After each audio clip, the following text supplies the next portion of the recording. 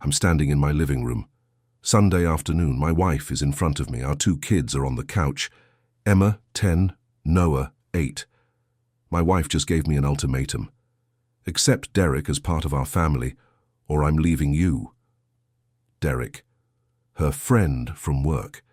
The guy she's been spending every evening with for the past 6 months. My daughter is crying. My son looks confused. I look at my wife, calm, cold. Then leave. But the kids stay with me. Her face goes pale. Let me tell you how I got here. Quick note before we continue. If you're here for stories where ultimatums backfire spectacularly, you're in the right spot. Hit subscribe and the bell. I post these every week. Now let's see what happened. I'm Robert Hayes. I'm 39, civil engineer in Portland, Oregon. I make $165,000 a year. Married to Michelle for 12 years. 2 kids. Emma, 10. Noah, 8. Michelle and I met in college. She was studying business. I was in engineering. We got married right after graduation. For the first 10 years, everything was good. We both worked, raised our kids, normal life. Then, about 2 years ago, Michelle got a new job, marketing director at a tech startup. Good salary, $95,000 a year. She started working late. Big project, she'd say. Tight deadlines. I understood. I'd been there. Long hours, stressful projects. But then it became every night. 7 p.m., 8 p.m., sometimes 9 p.m. Who's on your team? I asked once. Just me and Derek. He's the creative director. We work closely together. Derek. I'd heard that name a lot. Derek thinks we should. Derek suggested. Derek and I are working on. 6 months ago, I noticed she started dressing differently. More makeup, nicer clothes, perfume. You look nice, I'd say. Thanks. Just want to look professional. Professional. Right. 3 months ago, I picked up her phone by accident. We have the same model, same case, a text notification from Derek. Can't wait to see you tonight. Miss you already. I opened it, scrolled up. Months of messages. I love you. You're amazing. When are you leaving him? I took screenshots, sent them to my email, put her phone back. That night I confronted her. Who's Derek? My coworker, I told you. Your coworker who texts I love you. Your coworker you miss. Her face went red. You went through my phone. I saw a notification. Then I looked. Are you having an affair? It's not an affair. We're just close. We work together. You're texting I love you to another man. That's an affair. It's emotional, not physical. That's still an affair. She started crying. I'm sorry. I didn't mean for it to happen. Derek and I just connected. He understands me. I'm your husband. I should understand you. You don't. You're always working, always tired. Derek listens to me. So fix it. End it with Derek. Work on our marriage. I can't. I love him. Those words. I love him. Not, I'll try. Not, I'm sorry. Just, I love him. For 3 months, we lived in limbo. Michelle kept seeing Derek. We're just friends now, she'd say. But the texts continued. The late nights. The perfume. I consulted a lawyer. Document everything, texts, photos, witnesses. If she's having an affair, it affects custody. I documented. Screenshots, dates, times, everything.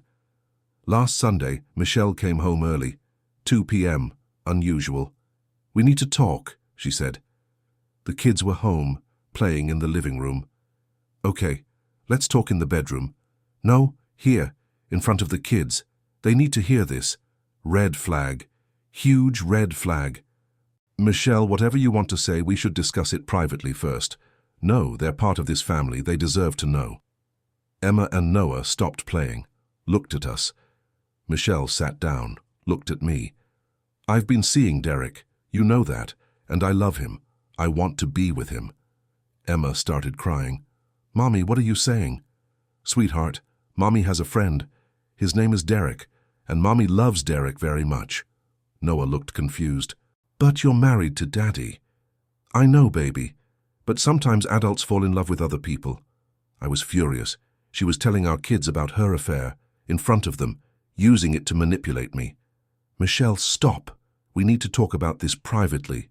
No, the kids need to understand Derek is going to be part of our lives and you need to accept that. Accept what? Accept Derek. Accept that I love him. Accept that he'll be around, or I'm leaving you.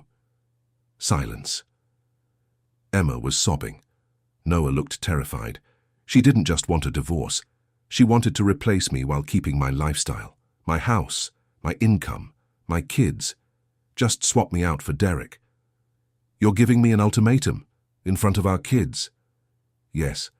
Accept Derek as part of our family. Let him come to dinners. Let him meet the kids. Let him be in our lives. Or I'm leaving you and taking the kids.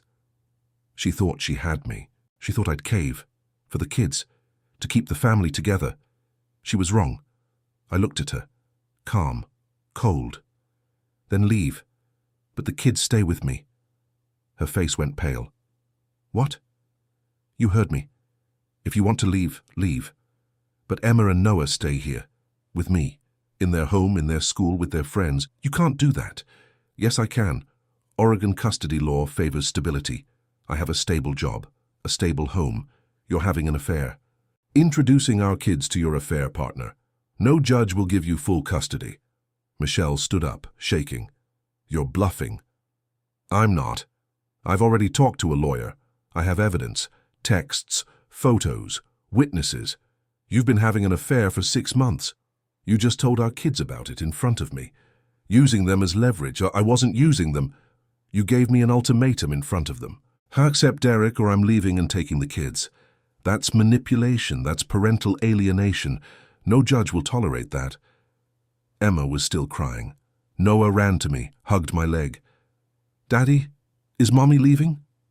I knelt down, looked at him. I don't know, buddy. That's up to Mommy. Michelle looked panicked. Robert, please, I didn't mean it like that. I just wanted you to understand. Understand what? That you're in love with another man? That you want me to accept him into our family? That you're willing to destroy our kids' lives for him? I'm not destroying anything. I'm trying to be honest. Honest? You've been lying for 6 months, sneaking around, texting him I love you while I'm putting our kids to bed. That's not honest. I made a mistake, I'm sorry. But I can't help how I feel about Derek. Then leave. Be with Derek, but you're not taking our kids. They're my kids too. Then act like it. Stop using them as pawns. Stop giving me ultimatums in front of them. Stop trying to force them to accept your affair partner. She started crying. I don't want to lose them. Then you should have thought about that before you fell in love with Derek. I picked up my phone, called my lawyer. Mark, it's Robert. I need you to file for divorce today and emergency custody. My wife just gave me an ultimatum in front of our kids, told them about her affair, tried to force me to accept her affair partner into our family. Michelle's eyes went wide. Robert, no. She threatened to take the kids if I didn't comply. I need emergency custody, now. Mark said he'd file within the hour. I hung up. Michelle was sobbing. You can't do this. I just did. You gave me a choice. Accept Derek or lose you. I chose neither. I'm keeping my kids. You can have Derek. I don't want to lose my kids. Then you shouldn't have given me an ultimatum. I took Emma and Noah upstairs, away from Michelle, away from the chaos. Is Mommy leaving? Emma asked. I don't know, sweetheart. But you and Noah are staying here. With me. I promise. The divorce was brutal. Michelle fought for custody, claimed I was alienating her from the kids.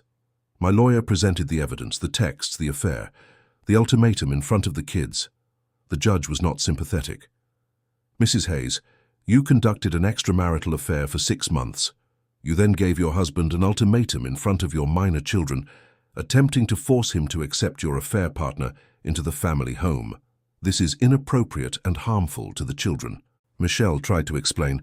I was just being honest. Honesty does not excuse poor judgment. You should have discussed this privately with your husband, not in front of your children. You used them as leverage. That's parental alienation. The judge awarded me primary custody. Michelle got supervised visitation every other weekend, 4 hours, with a court-appointed supervisor. She was devastated.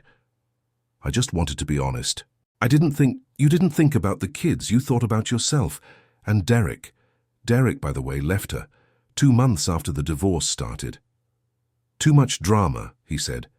Michelle tried to reconcile. I made a mistake. I'm sorry. I want to work on our marriage. No, you made your choice. You chose Derek. You gave me an ultimatum. I chose our kids. She moved to a small apartment.